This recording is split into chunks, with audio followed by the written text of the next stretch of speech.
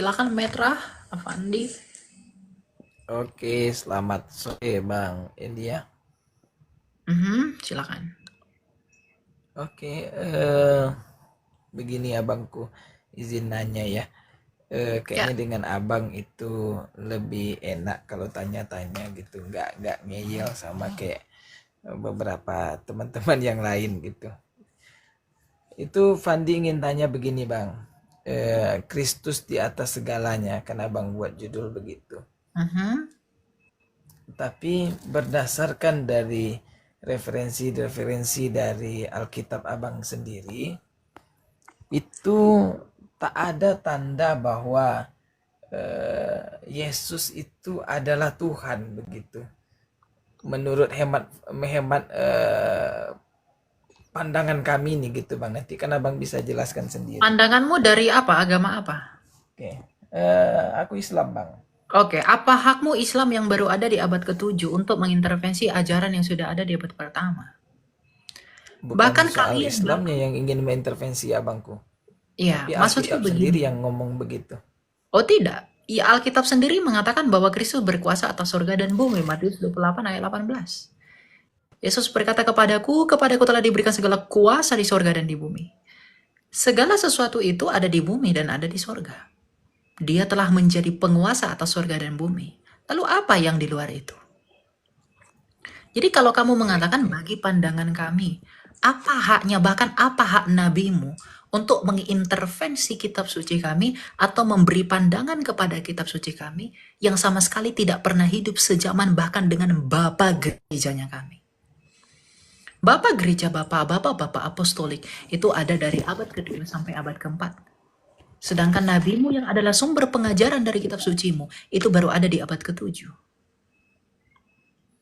Oke, begini Jadi ya kalau Bang kamu Iya. mengatakan, ya, jadi kalau kamu mengatakan menurut kami, kamu harus menyadari, brother, bahwa kitab sucimu, bahkan kitab sucimu sekalipun, itu tidak punya arti ketika dia mengintervensi iman kami. Karena jaraknya begitu jauh. Jaraknya itu tidak punya kedekatan sama sekali dalam dalam hal historis dan juga dalam hal teologi. Kamu harus Oke, mengerti. gini loh abangku, abang terlalu cepat ini nampaknya. Saya Ya memang harus mengambil cepat. dari Yohanes itu, bukan dari saya. Saya kan baca juga gitu. Jadi Yohanes berapa? Yohanes 17 ayat 3 itu, inilah hidupku, hidup yang kekal itu, yaitu bahwa mereka mengenal Engkau satu-satunya Allah yang benar dan mengenal Yesus Kristus yang telah Engkau utus. Jadi gimana ini abangku? Kenapa nggak baca ayat 5-nya? Oleh sebab itu ya Bapa, permuliakanlah aku padamu sendiri. Nah, ya, padamu sendiri dengan kemuliaan yang kumiliki di hadiratmu sebelum dunia ada. Kalau dia tidak setara dengan Bapa, siapa yang ada sebelum dunia ada? Kalau bukan Allah. Jadi, kamu menalar ayat itu tidak nyampe, brother. Makanya kamu tidak baca Alkitab itu secara holistik. Kenapa tidak baca ayat 5?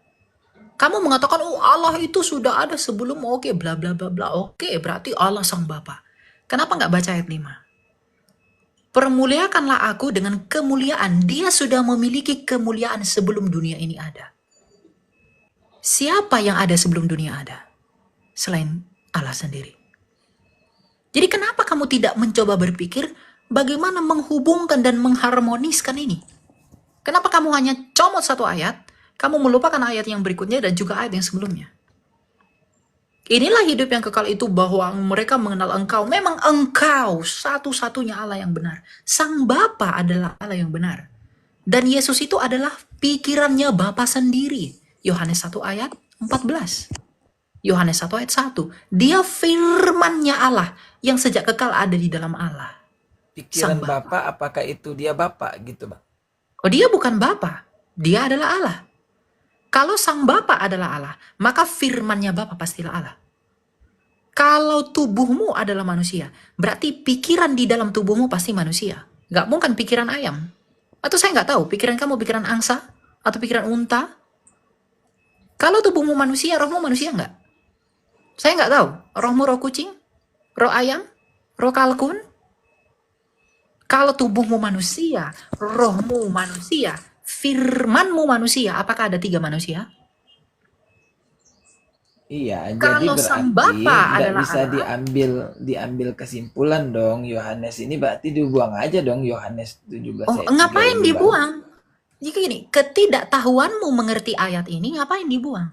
Makanya saya katakan, cara berpikirmu itu masih menggunakan cara berpikir orang Arab. Sebagaimana ajaranmu. Jadi karena ketidakmampuanmu, bahkan gini berarti bukan cuma kamu. Bahkan Tuhanmu sendiri di dalam kitab sucimu, itu salah paham dengan ketritunggalan kami. Dia mengatakan 3 dari 3. Kami tak pernah menyembah 3 dari 3. Kalau kamu salah paham, tidak bisa mengerti ayat ini, itu wajar. Kenapa? Karena sesembahanmu pun gak bisa mengerti, apalagi kamu. Tapi itu tidak menjadi dasar kebenaran.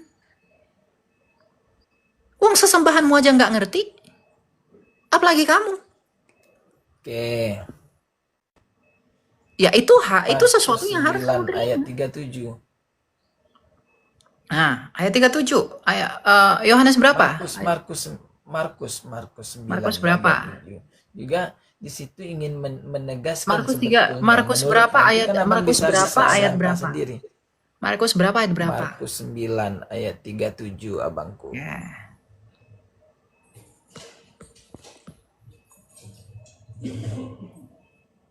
Oke.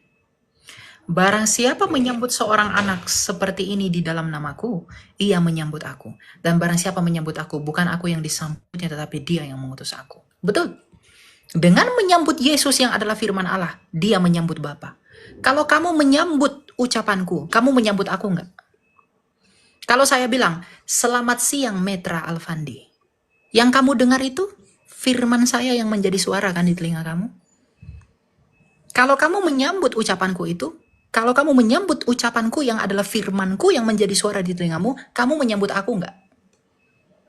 Jadi kalau apakah kamu... saya abang? Jadi, bagaimana? Enggak, kamu bukan saya. Firman kata-kata saya, Yes. kata-kata saya. Oke, Ketika kata-kata saya setuju kamu... dengan itu. Ketika kata-kata saya kamu sambut, kamu menyambut saya enggak? Tapi saya bukan abang kan? Ya enggak. Dan Yesus, ketika orang menyambut Yesus, artinya dia menyambut Bapa yang mengutus Berarti Kristus. Yesus bukan Bapa. Memang Yesus bukan Bapa, tapi Yesus Berarti sehakikat dia dengan berbeda. Bapa. Tapi Wah, kata sama abang seperti sama. kata-kata saya itu bukan tubuh saya. Tapi kata-kata saya itu sehakikat dengan tubuh saya. Satu dengan tubuh saya. Iya. Yang menyampaikan Allah. Tapi Yang apakah menyampaikan dia Yesus? adalah Yesus. Pak, pahami kalimatnya. Barang siapa menyambut aku, Yesus berkata, barang siapa menyambut aku. Barang siapa menyambut aku, Yesus, bukan aku yang disambutnya, melainkan dia yang mengutus aku. Berarti Tuhan Yesus berkata, kalau kamu menyambut aku, kamu tidak sedang menyambut aku, tapi kamu sedang menyambut Bapakku yang mengutus aku. Berarti kalau kamu sama seperti kamu menyambut aku, menyambut kata-kataku, kamu sedang menyambut aku, bukan? Saya nggak mengatakan kamu adalah saya.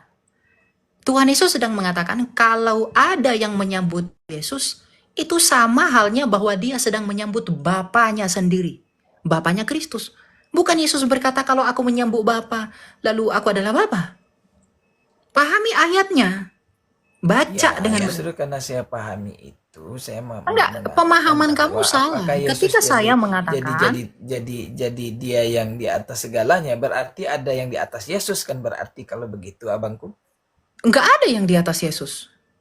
Tuh. Jadi maksudnya ini dua-dua yang tadi Yohanes 17:3. Oke, sekarang saya tanya. Firman kamu dengan tubuhmu sama atau ada yang lebih tinggi lebih rendah?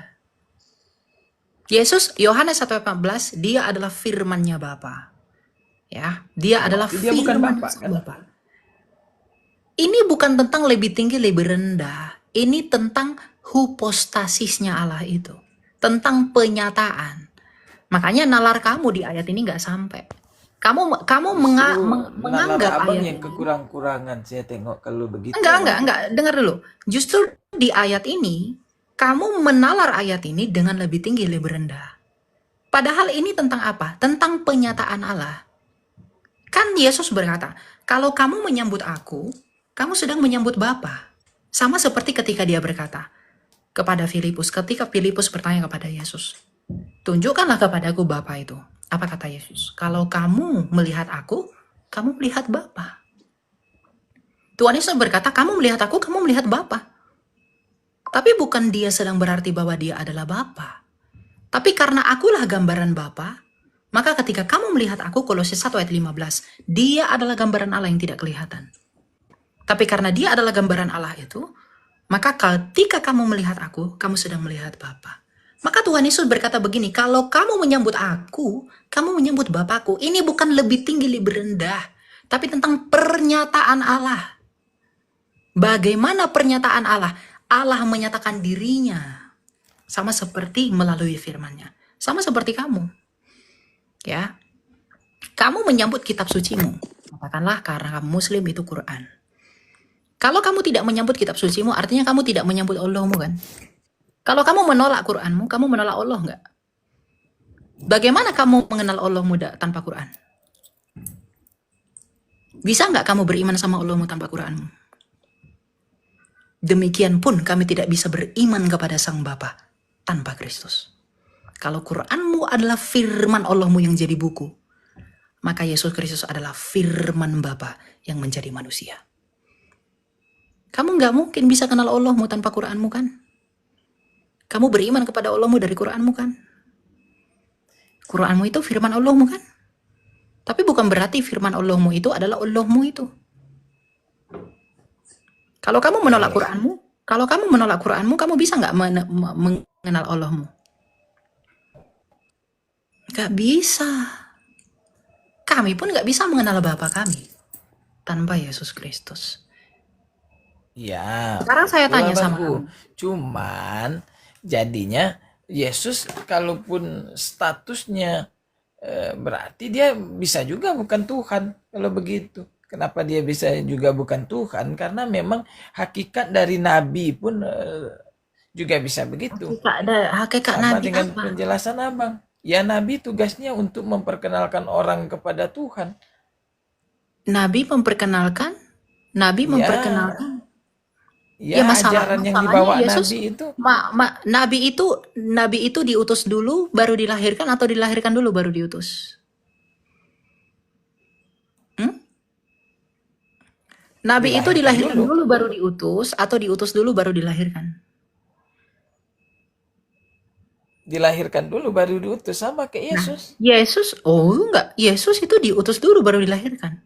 Baca Yohanes 1 ayat 14. Yohanes 1 ayat 3. Yohanes 1 ayat 1. Yohanes 8 ayat 22. Yohanes 8 ayat 23. Dia diutus dulu baru dilahirkan. Bukan dilahirkan dulu dia diutus. Berarti sebelum dia dilahirkan oleh Maria, dia sudah diutus. Iya. Dia sudah ada di dalam Bapa. Yang bertemu dengan Musa di perjanjian lama itu kan firman. Yang mengutusnya siapa? Yang mengutusnya, Bang? Bapaknya. Oh, ya. Berarti Bapaknya yang mengutus Tuhan dia. Bapak dong. Loh, arti Tuhan itu apa? Kan penguasa. Kalau Bapak, Ya, jadi yang berkuasa atas diri Yesus kan Bapak. Kalau Bapak Abangku. adalah Tuhan, firman-Nya Bapak dan rohnya Bapak Tuhan nggak? Iya, berarti yang Tuhan. Ya sudah, berarti Yesus adalah Tuhan karena Bapak juga adalah Tuhan. Rohnya Bapak pastilah Tuhan juga karena Bapak adalah Tuhan. Berarti sebelumnya Yesus lebih diutus lebih dulu. Oke, kita pakai nih jalan pikiran Yesus itu dengar ya.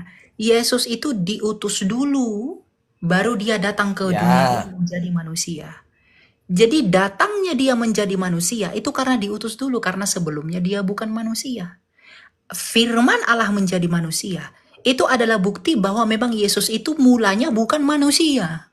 Ketika dia menjadi manusia berarti sebelumnya dia bukan manusia. Ya, maka dia ketika diutus. firman Allah itu yang datang, mengutus siapa? Yang mengutus Sang Bapa. Tadi saya sudah mengatakan yang mengutus adalah Ya. Sang Bapa.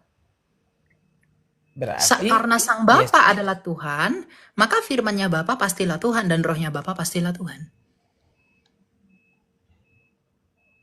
Kalau kamu Ustadz,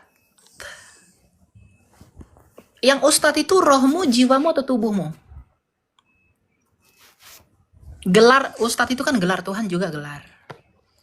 Mana yang ustadz?